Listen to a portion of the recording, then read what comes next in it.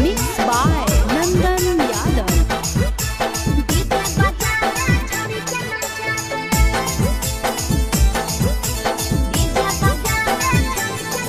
आगे कथी के बिजनेस करो पहुनावा हमारा बतावेंगे।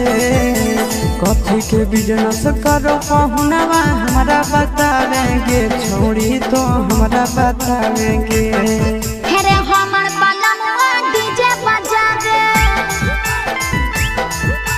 डीजे बजावे छड़ी के नचावे हमर बलनुआ डीजे बजावे। आगे कथी के बिजनेस करो बलमुआ हमारा बतावेंगे। छोड़ी तो हमारा बतावेंगे। हमर बलनुआ डीजे बजावे छड़ी के नचावे।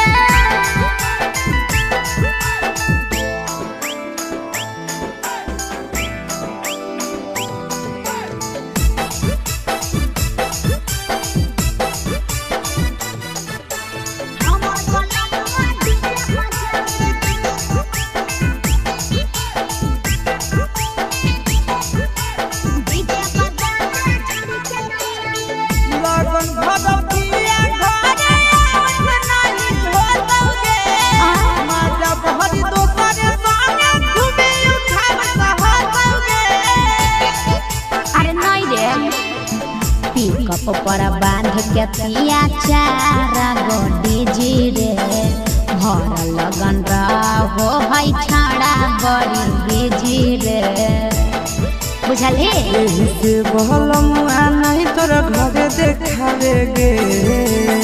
यही से पहुनावा नहीं तोर घरे देखावेगे। छोड़ी नहीं घरे देखावेगे। अरे हमर बलमुआ डीजे बजावे छौड़ी के नचावे।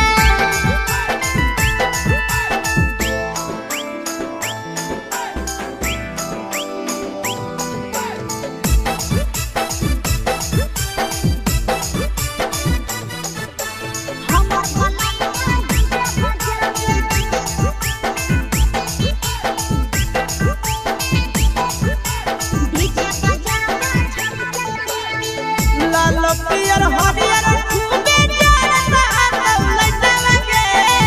आशीष नंदन के बजता झुमटा लगे।